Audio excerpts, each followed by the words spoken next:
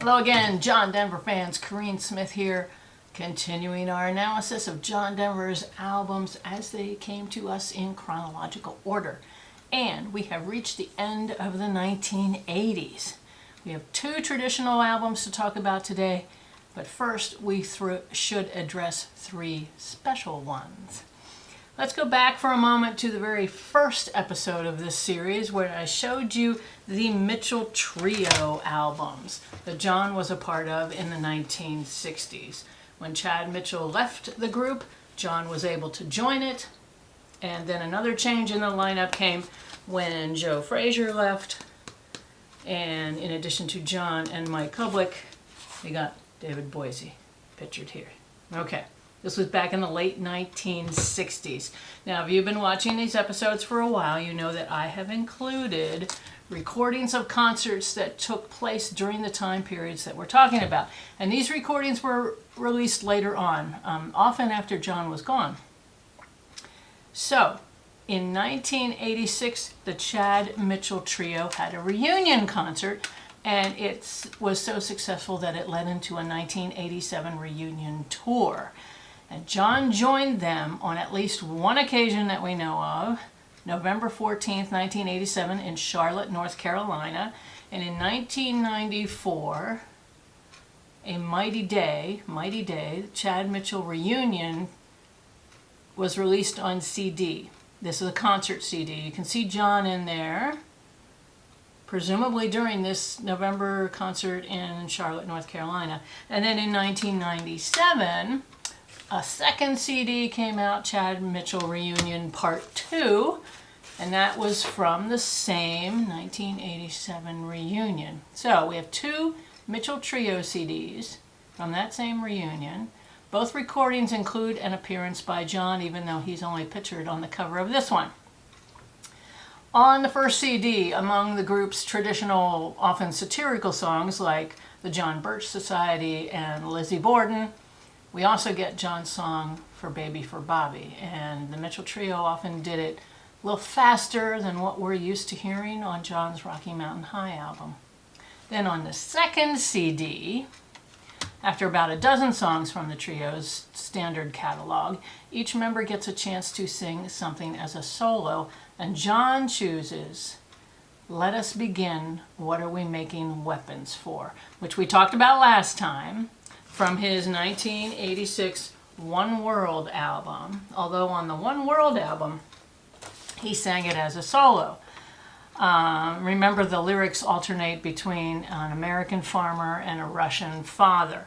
And John had a chance to perform this song in Russia with Russian singer-songwriter Alexander Gradsky and a Moscow men's chorus, I do believe. Well, here, John introduces the song using his often persuasive social justice position and why he wrote the song and what he thinks it means. And then through the magic of the musical technology available in 1987, they beamed up the footage of the old footage with the Alexander Gradsky concert, and John sang to the track, to the video and to the track. And this is the powerful ending for this CD. There's no down song to bring us back down to earth.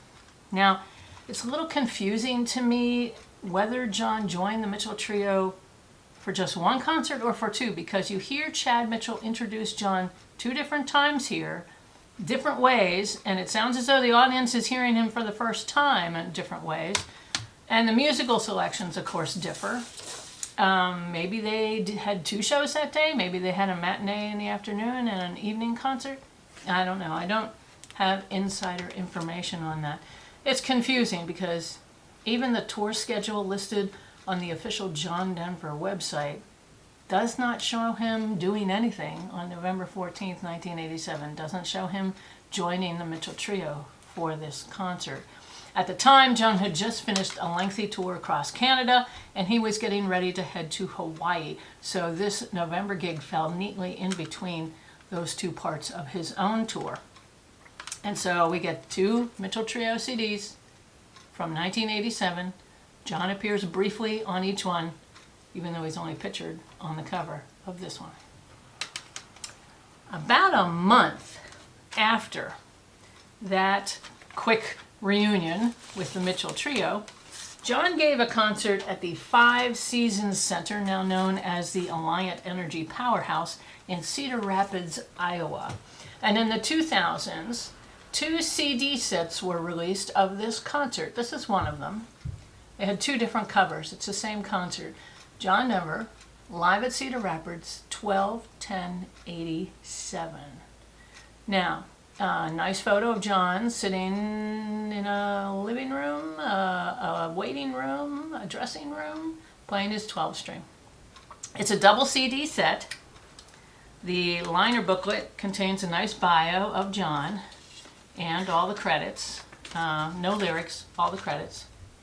And so you might say, oh no, it's another concert recording. How many do we have to hear about? How many do we have to listen to? Well, this one is a gift. This is a true gift. If you saw John during his 1987 tour, you may have witnessed it for yourself, and you may remember it's a solo concert. Just John and his guitar. No band, no background singers, just a single voice and a set of strings for most of it. The recording itself must have been taken right from the soundboard because, and grabbing only the tracks of John's mic and the feed from his guitar, because you can barely hear applause between the songs. You can barely hear the audience, if at all, when they're singing along with the songs. So if you want to study exactly how John picked these songs on his guitar, here you go. You can witness his talent and his musicianship right here, without a band to help. And if you have a good ear, you might be able to replicate his style for yourself. Because as far as I know, there's only an audio version of this concert and no video, so you can't watch his fingers do what they're doing. The songs on the first CD for the first half of the concert are Love is the Master.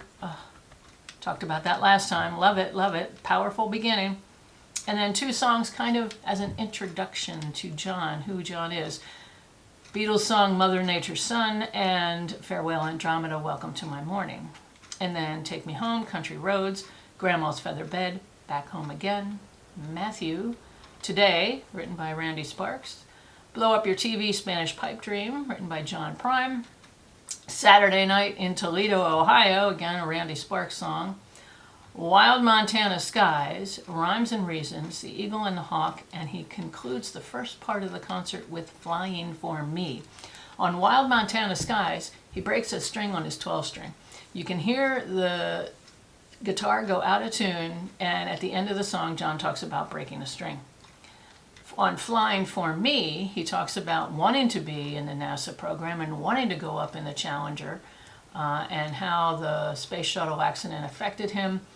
Evidently, he got NASA footage of other things, not the Challenger explosion, of course, but other NASA footage that he could beam up behind him while he was singing Flying for Me. And again, he sang with a track because he talked about how the orchestration was done on the original recording, and he wanted to keep that, so he sang with the track on that.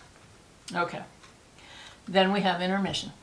And then we go to the second CD, and for the first 7 songs, which is a block of love songs, a string quartet comes out to accompany John. I imagine that it's a different group of local musicians for each concert venue, and not a quartet that actually traveled with John from place to place. I might be wrong on that. But so they're with him on How Can I Leave You Again, I'm Sorry, Shanghai Breezes, Fly Away, in which he asks the women of the audience, of course, to sing Olivia's song. For You, she does on piano, of course, and that was a new song for people. My Sweet Lady, and Heart to Heart. And then John recites one of his favorite narrative poems, An Ambulance Down in the Valley, also known as A Fence or an Ambulance, written by English activist Joseph Malins at the turn of the last century. I think I talked about this one before. I know I heard John recite it at one of the WinStar Choices symposiums in Aspen in the early 1990s, and I may have heard him do it in concert too. I have read it myself at a public poetry gathering. I'll put a link below to one of his recitations. And then, just like he did on that Mitchell Trio, where is it? On that Mitchell Trio second CD, John introduces Let Us Begin, What Are We Making Weapons For? And again, he sings to the track with Alexander Gradsky. Okay, and that's probably what you would consider the first climax of this concert. And he brings us down with Poems, Prayers, and Promises, Rocky Mountain High, Annie's Song, and he finishes the main set with Calypso. So the Calypso is the natural climax, the last song of the second set. He comes back with an encore of Falling Leaves, The Refugees, which is a new song to people at this time, and he does it with piano. And at this time, like I said, For You and Falling Leaves, The Refugees, we're going to talk about them in a couple minutes. Again, there are 2 published CDs of this concert. I've been told by a source that the soundtracks are exactly the same. I didn't feel the need to buy the other one, but you can find the other one. It's got a photo of John in concert with someone standing up next to him performing as well. So you know it's not from this one because there was no one standing beside him. Okay. As far as this set goes, the librarian in me is annoyed once again with mistakes in the credits. Do people not check? How can you not know these things? Okay, the first, there's mistakes. Okay, we got Grandma's Featherbed, written by Jim Connor. Back Home Again, John Denver. Matthew, Randy Sparks? No. Matthew was written by John Denver. Today, Jim Connor? No. Randy Sparks. They got the rest right, I think. Maybe not. Well, anyway. And then, for Ambulance Down in the Valley, they put UNK, unknown. Now, by the time this thing came out in the 2000s, there was a thing called the internet, and you could look it up. People who do credits, look things up. John said he got that poem off of a doctor's office wall. He copied it off of a doctor's office, which may not have had the credits with it, but you could have looked it up. I found it. It's Joseph Malins. Anyway, doesn't anybody proofread this stuff anymore? Anyway, bottom line, this is a terrific concert. It is a gift. And the official John Denver channel on YouTube has posted individual songs from it. Not the whole concert back to back, but individual songs with it. Their thumbnail image is of the other CD cover. Again, it's just the audio. You're not going to see a video. Even on the YouTube channel, you're not going to see that. You just search John Denver live at Cedar Rapids and you will find the individual songs. I highly recommend this one. This CD may have to go out in my car. And now, we return to our regularly scheduled albums for this time period, the late 1980s. In September of 1988, more than a year after that concert, we get John's album, Higher Ground. Okay? Has 12 songs on it. John had a hand in writing 11 of them. This was a time of changing technology, everybody. I could not get this album in vinyl when the recording was first released, so I was relegated to getting it on cassette, which was fine because I had a cassette player in my car and I could listen to John on my way to work. I had a 45-minute commute each way. It was perfect. As a matter of fact, when I went back to listen and to revisit this album, I remembered all the words to all the songs. I remembered the sequence the songs came in so I could anticipate what was coming up next. That's how often I played this cassette in my car.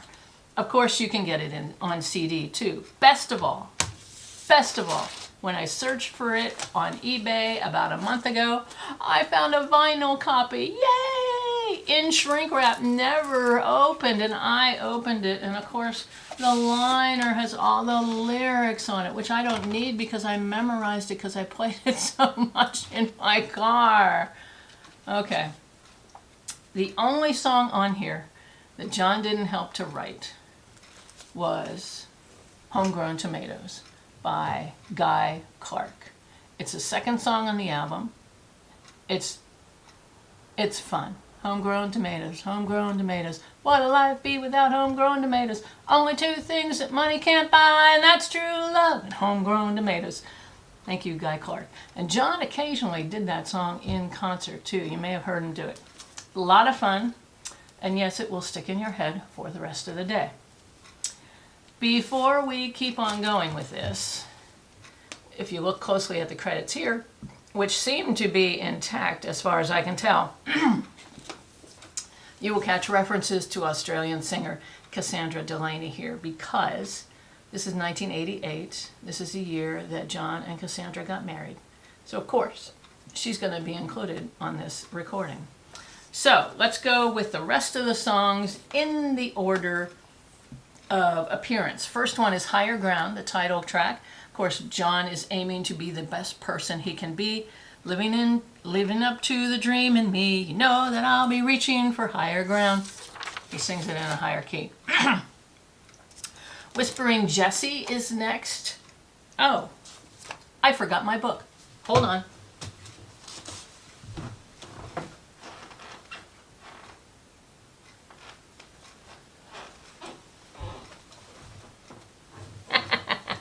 Talk about being prepared. Sorry about that.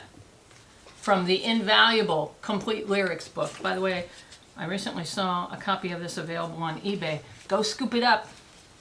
Don't let it linger. Okay, Whispering Jessie is the next song on the album. This is what John says about it. There's a ski run at Snowmass called Whispering Jessie. I have no idea the story behind the name, but I've always loved it and wanted to write a song with that title. And he's looking at this back.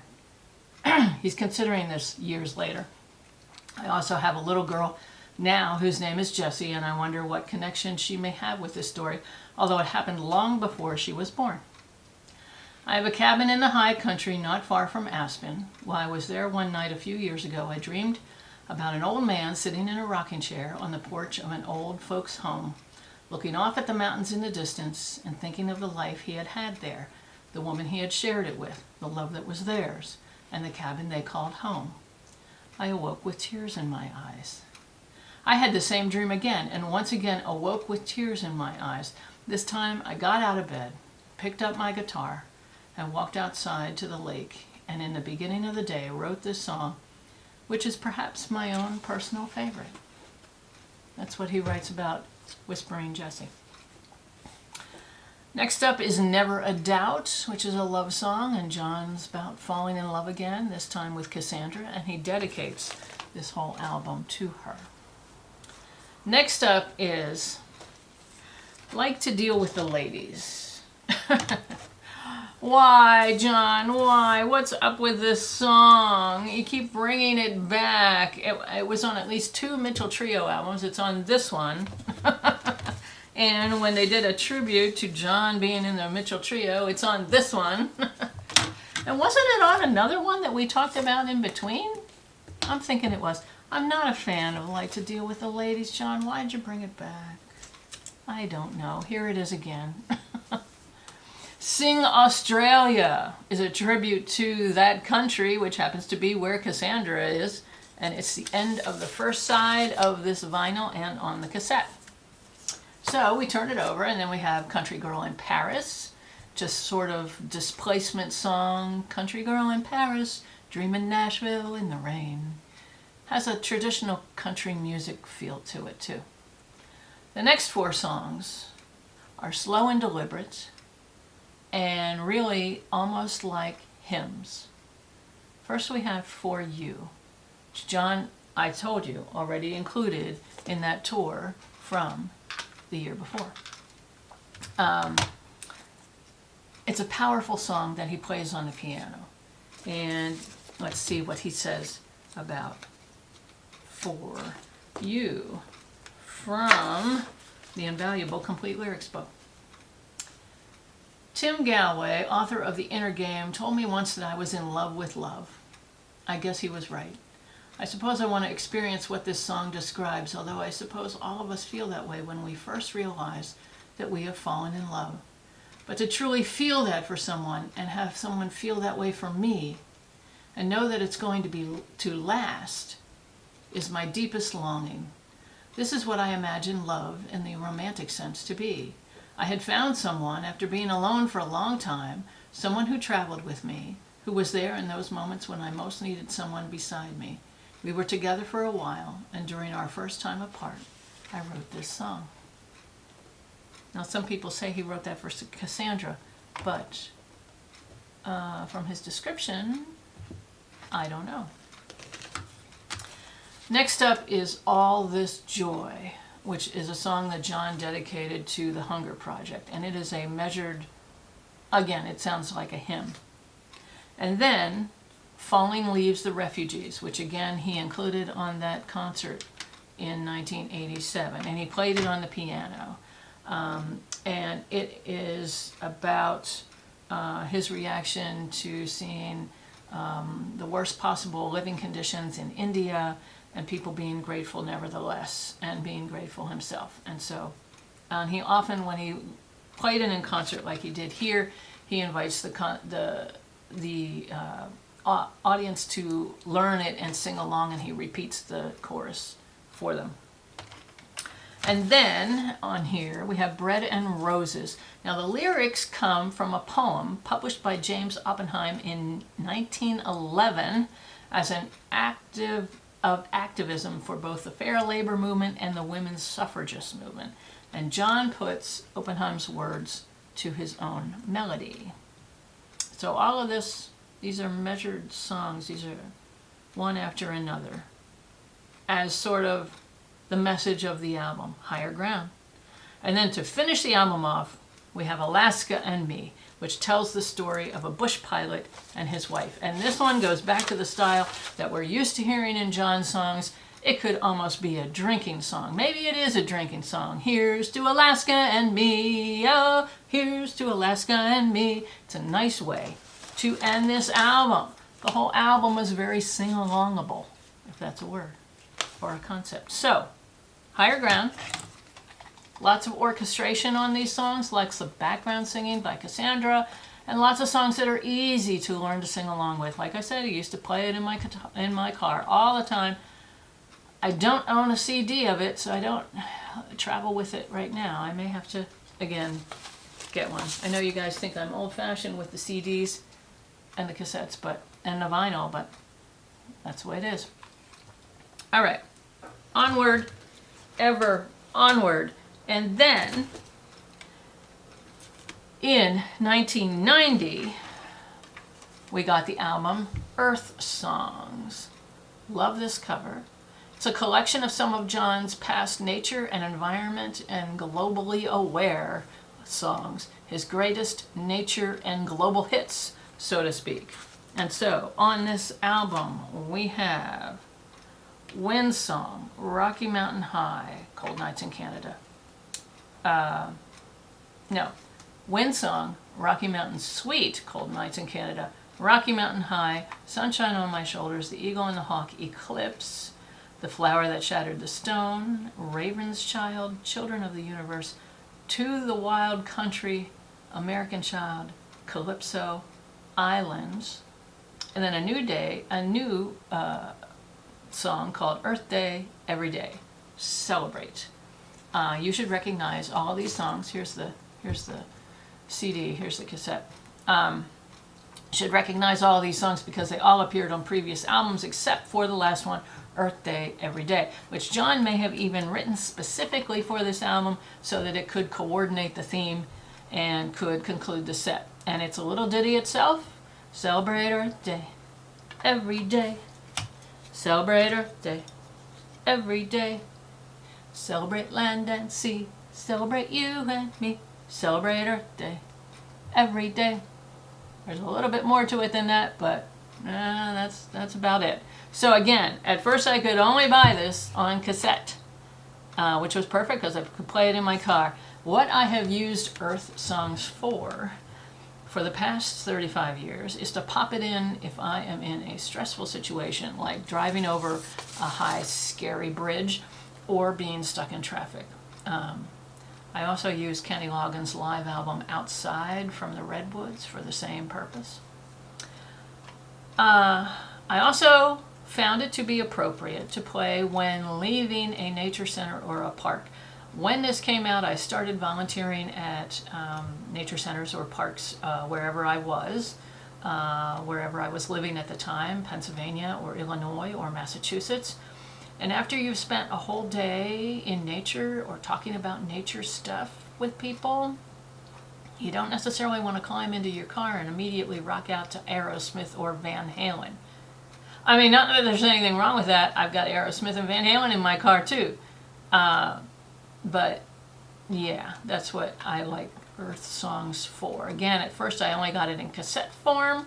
Pretty sure this is a replacement case because the original was all clear and not black.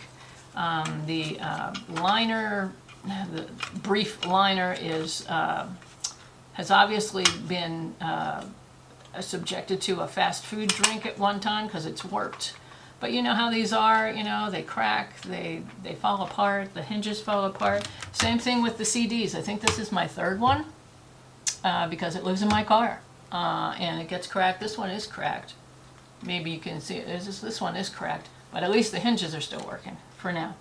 And admittedly, you know, even if you're careful, eventually the disc gets scratched and all of a sudden John is stuttering on Earth Day every day, which isn't good.